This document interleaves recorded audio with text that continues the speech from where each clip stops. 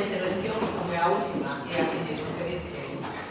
que reduzcan o posible, a ver si conseguimos ter ao menos media hora para o debate. Tendo en conta que a xente temos que abandonar a última intervención que é a de Manuel Aragado, que nos vai falar da memoria na revitalización do Cascollo de Vigo. Desde a súa sección local de Vigo e o mesmo, digamos, compartido referido a esta temática, ten contribuído a educación desa memoria e tamén desde o seu traballo editorial tamén nos explicará da súa presentación.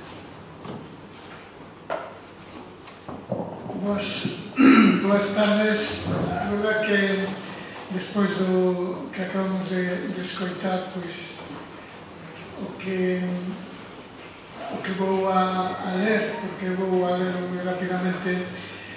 non sei se ven o caso, pero creo que sí que pode servir para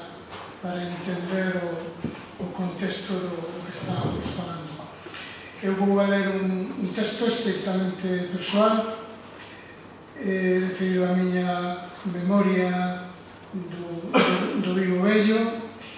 e logo vou a facer unha serie de consideracións políticas ao final do que se trata. A verdade é que iba a presentar unhas imaxes, pero penso que non é necesario.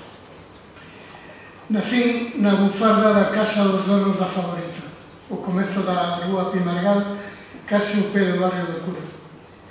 Meus pais eran dous chicos do comercio. Miña nai, ata que casou, era dependente da zapatería de don Antón Cruces na Porta do Sol, unha das primeiras para a infancia. Logo chegaría Chavalín co seu escaparate engañonante na Rúa do Príncipe. Meu pai era viaxante de tecidos de Teodoro Gómez, o almacén de Policarpo Sanz, onde se construiu o edificio do Banco Atlántico, hoxe o Banco Sabadell. Nese espazo comprendido entre o barrio do Cura e a Porta do Sol, chantaron Maripola e Emiliano as raíces da familia nosa. Aí nese territorio do Paseo do Afonso, el Valle, en Pobadores, a Rúa de Santiago, a Falperra, a Calella das Angustias, a Rúa de Orente, o Campo do Gas, a Igrexa de San Francisco, tivemos o Bercenoso. Un espazo de infancia de medio século que alongábamos cando mamá collía a nosos 4, máis tarde, nos 70, chegaríamos dous pequenos e subíamos o tranvía ou as máis das veces collíamos o coche de San Fernando, un pouquiño a pé e outro andando para pasar a tarde na casa da madriña Maruja nas travesas, no camiño dos Anxos, cando ali só existía na casa de Pernas e comenzaba a conformarse a liña das Camelias, entón a Avenida de Beatriz. Un espazo de infancia que se ampliaba cando subíamos a costa da Cachamuíña, a carón da panificadora, logo aliviada cando se construiu a Praza do Rei, camiño da praza, onde a boa Maruja, a abuela Perica, tiña unha bancada de froitas e verduras. Unha praza que en todos aqueles anos mudou unha chea de veces, dende o fermoso mercado de ferro do Progreso que construíra Fernando de la Fuente en 1908 para pasar, cando foi demolido por un estourido controlado en 1975, as naves do campo de Granada antes da construcción da Casa do Concello, até as instaladas a todo correr na Aba do Castro, onde hoxe é o paseo de casa de Celso Emilio Ferreira. O mercado, a praza da Boa Maruja, foi outro dos nosos espazos formativos onde coñecemos o Vigo popular, o emprego cotián da lingua galega, o Vigo das señoras da aldea que vendían os ovos da casa e os repolos cada mércores e sábado. Un Vigo en bisbarra do que procedía o meu avó Sosoveleiro, ebanista fino que traballaba a madeira con xubias e as trenchas, que no seu día tiveron a taberna en Mantelas durante os anos da República, onde naceu mamá. Suso fora membro do sindicato de madeira de UGT en Mobles Morenza, que tiña o seu obradoiro aquí mesmo, apenas a 50 metros de onde estamos, no que hoxe chamamos Casco Vello, daquela chamaban Vigo. mas ese é outro fío da memoria para recoller que nos levaría os acontecementos do voo Eva do 23 de abril de 1937 e a amizade de Maruja Fariñas e Suso Rodríguez co matrimonio Carmen Miguel Agra e Anxo Nogueira. Se lembro hoxe aqueles espazos da miña infancia de comezos da década de 1960 é para tratar de reconstruir inevitablemente de forma idealizada e quizáis un pouco tramposa o que foron algúns dos espazos urbanos que agora pretenden ser revitalizados como os do Vigo Velho. Espazos que lembro cheos do bulir da vida de moita xente, de toda clase de pequenos comercios, unha cidade acaroada sobre o Berbés e as avenidas que os meus avós e os meus pais nos ensinaron a querer con corazón celeste. Querenza, quizáis motivada, porque aquí chegaron algún día como se de terra de fortuna se tratase, como lle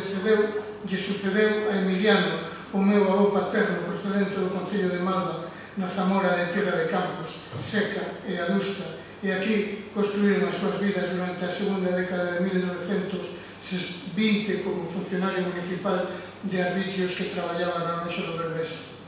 Moitos son as lembranzas de infancia que non abandonan a miña memoria, que, cando falla por ventura a miña nai cos seus 84 anos, sabe volver a echar.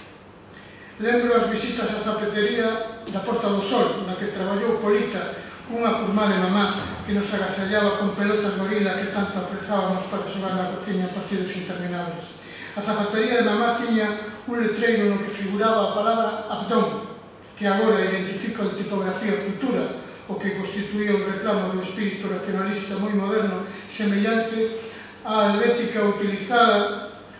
nos letreiros de Almacenes El Pilar, que estaba ao seu carón no edificio onde se instalou o primeiro teatro da cidade en 1832. Espírito racionalista desta tipografía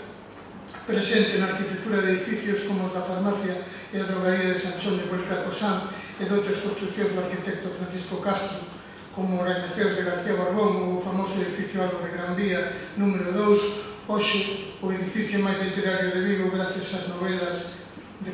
Fran P. Lorenzo, Cabalos e Lobos, e Pedro Fijó, Os fillos do mar ou Os fillos do lume. Lembro tamén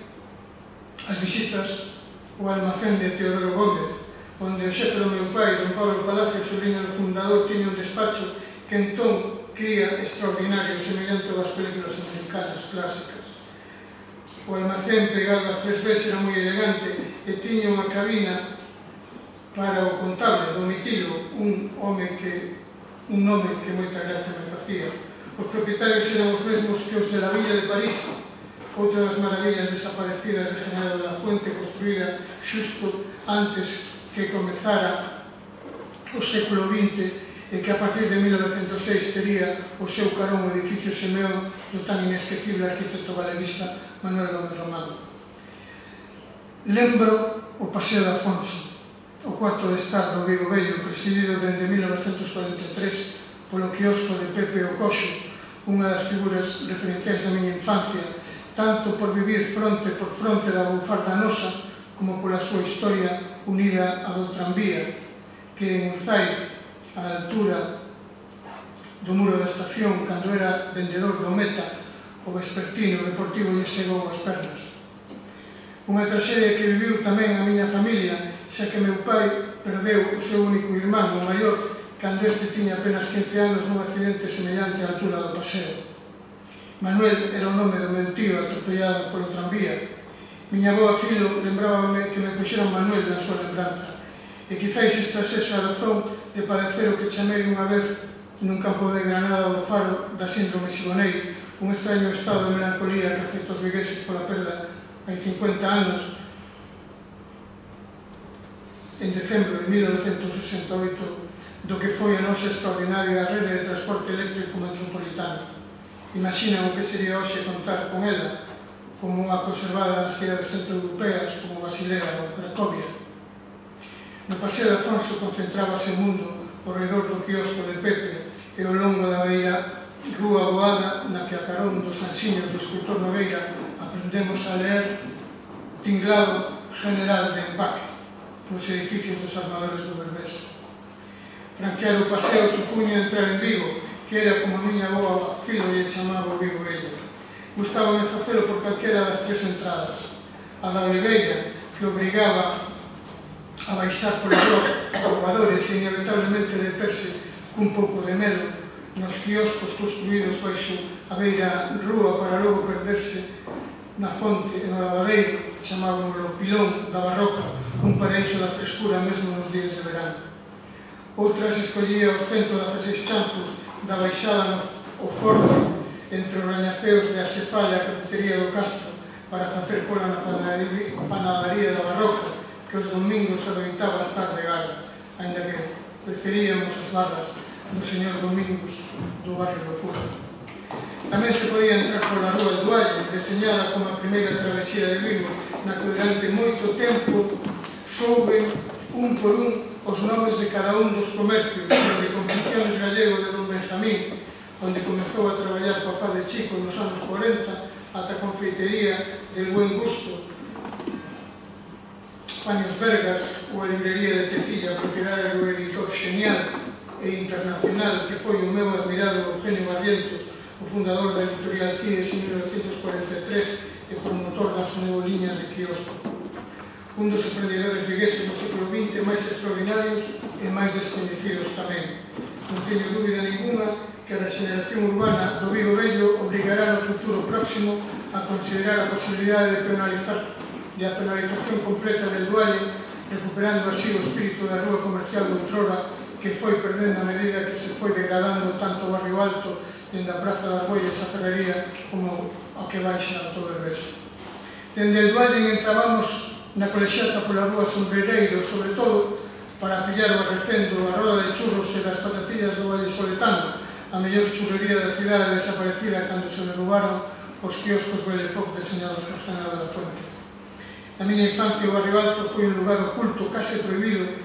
que cando en vez, facendo unha pillaría, cruzábamos o regreso do colexio. Estudei nos curas salesianos da Ronda. O tempo aprendi a identificar cales eran os tres bares dos irmáns Soto, amigos da mocidade do meu pai, o Cacholi da rúa San Sebastián, Lichoca da rúa Valeira Menéndez e Cholica da Ferrería. Outras veces, dende o campo de Granada, saíamos o paseo pola rúa de Santiago, outra das miñas preferidas, a carón da panificadora onde vivía Tito, un tetrapléxico que moito mirábamos. A rúa de Santiago, con todas as súas tabernas de estilo mariñeiro e a súa contiguidade a unha panificadora recuperada como factoría cultural, tería todos os boletos para converterse noutro espazo de privilexio do barrio alto. E poderíamos continuar debullando a memoria daquele espazo dos humildes con vivendas deficientes como a nosa, onde 7 persoas compartíamos apenas 40 metros, quentadas, no mellor dos casos, cunha estufa de butano con baños aproveitados polo enxeño de fontaneros heroicos como Carlos García, cuxa familia, por ventura, continúa o negocio o comenzos da rúa Pimargal, artesáns da precariedade que merecerían pasar a historia local como os arquitectos que fomos citando ata agora. Era o Vigo Vello un espazo industrial e comercial con numerosas tendas de efectos navais, media dúcia de librerías, varias imprentas, dúcias de tendas de ultramariños, algunhas aproveitando os portais das casas, comercios de roupa míticos como Triunfo, a tenda derrotada por el Corte Inglés, e moitas tabernas que calquera do noso tempo podería enumerar dende o Porco Mariño de Tumba Dios, pasando polo Laurel, quizáis o primeiro portugués, sen faltar de respeto ao Joaquín do Areal, a Mina ou o Vincios, onde pillei unha intoxicación de mexillóns cando o meu avó Suso me levou antes de marchar para mí. As memorias individuais son imprescindibles para construir o noso relato vital, que forma parte da consciencia do que somos. Cada quen pasa a vida inteira elaborando ese relato que pode contribuir á conformación de memorias sentimentais ou xeracionais. Non é outra cousa que levamos facendo dende hai 15 minutos. Xa ora estas testemunhas individuais, enfiadas con outras contemporáneas e cribadas coas ferramentas de investigación histórica documental e gráfica, transformanse en memoria colectiva. Un proceso que dunha maneira informal se leva acometendo no Vigo Vello acompañando o proceso de regeneración urbana, mas tamén de terceirización que se ven acometendo neste espazo urbano central onde se atopa unha parte do ADN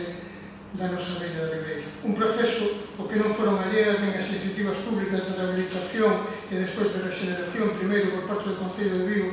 no PERI de 1971 no Plan Urbano de dos anos 1994-2001 e despois do Consorcio Cascobello de Vigo desde 2005 á actualidade, que tamén coñecemos aí uns minutos, como tamén das iniciativas privadas e cívicas encabezadas polas promovidas pola Asociación Veciñal e Cultural Cascobello de Vigo, nacida co obxectivo de loitar pola mellora da calidade da vida da veciñanza e recuperar as tradicións e dalas a coñecer. Coincidindo cos mandatos das alcaldías, agora vou a falar de política nada máis, así que a cousa sentimental e melancólica, agora vamos a falar de política. Coincidindo cos mandatos das alcaldías de Carlos Príncipe e Lois Castillo, o período da coalición PSDG-PSOE-BNG, desenvolveronse as accións do Plan Urban, na que se comezou a ensayar unha novedosa estrategia de xestión integrada das políticas públicas no barrio, penalizando espazos centrais, apoiando a celebración de algunhas festas e asumindo a rehabilitación de algúns edificios insignia, como a Casa Galega da Cultura onde estamos, a Casa da Torre de Pazos Figueroa e de Zeta, o Instituto Camões, o edificio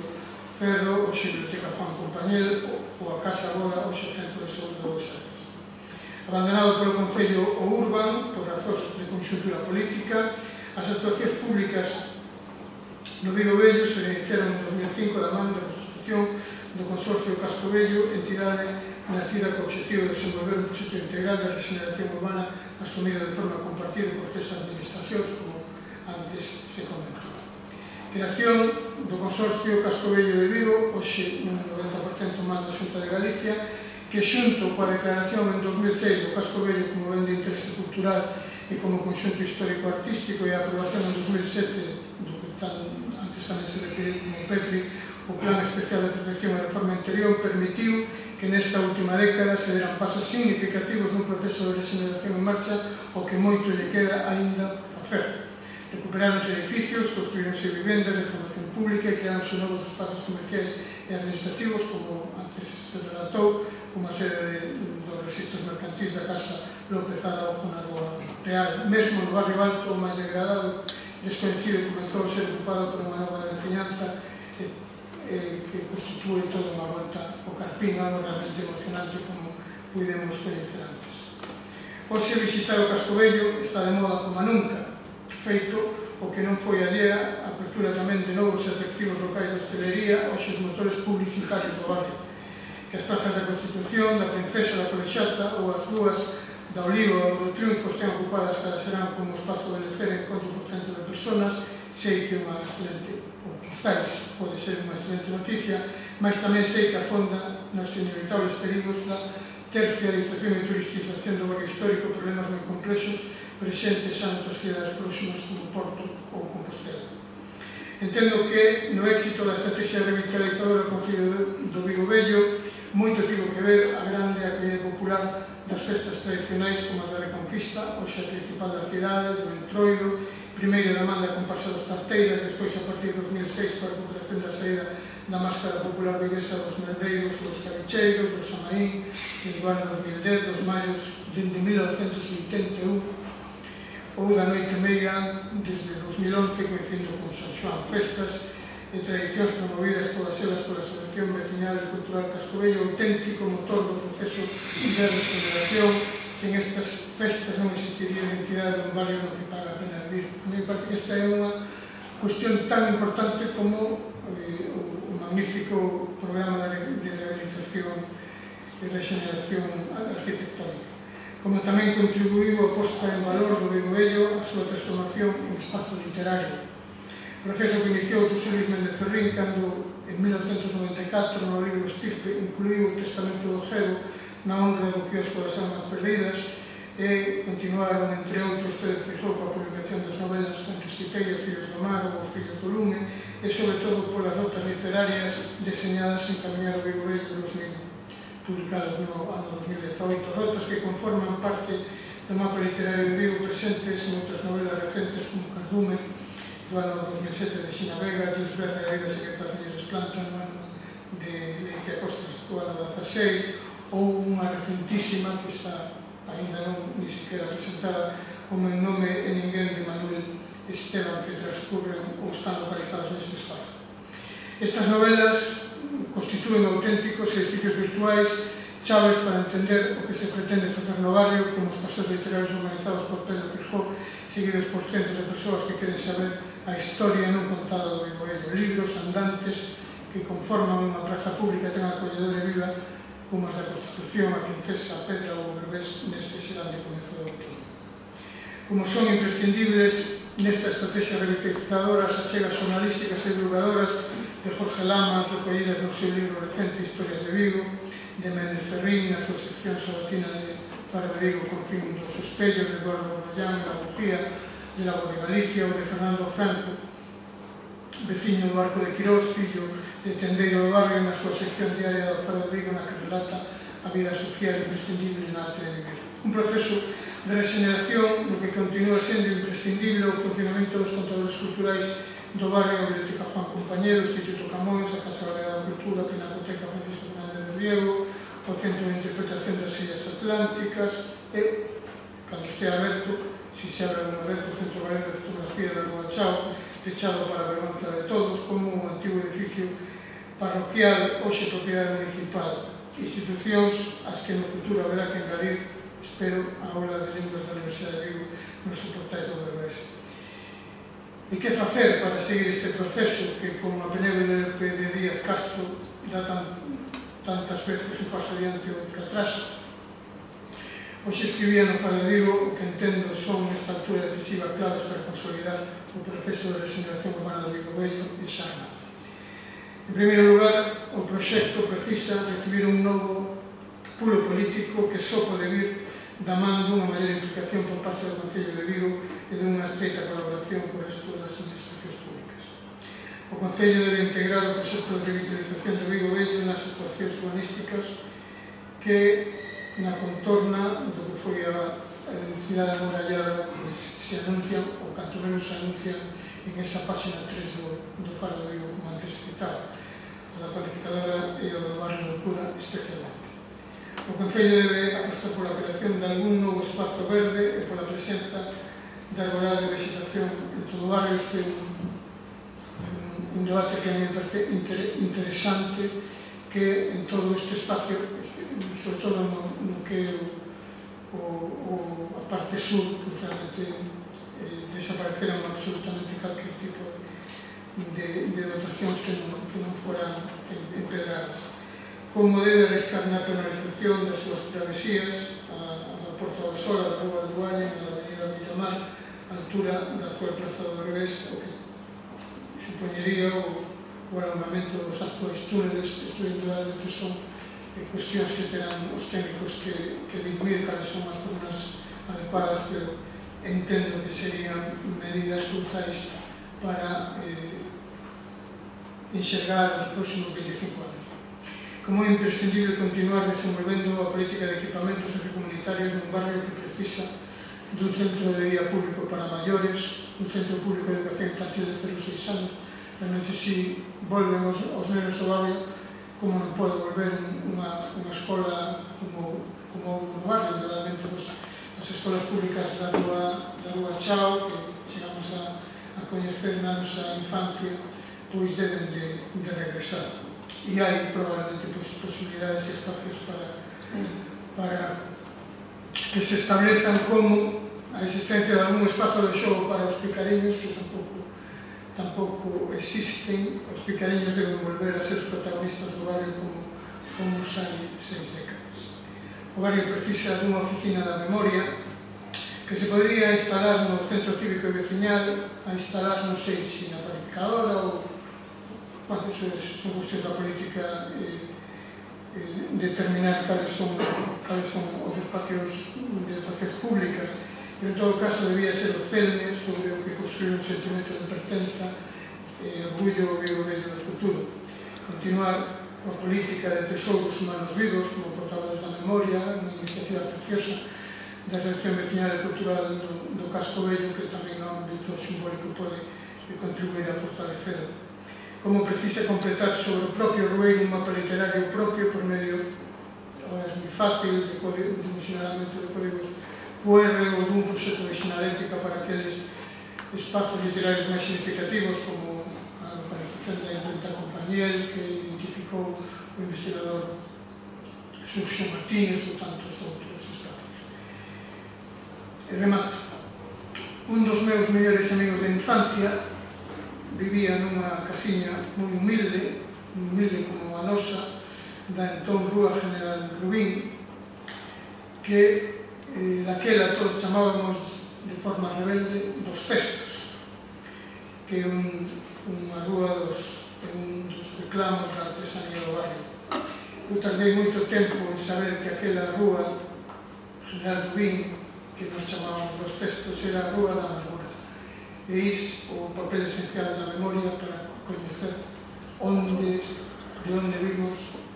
onde estamos e onde queremos. Moitas veces. Obrigado.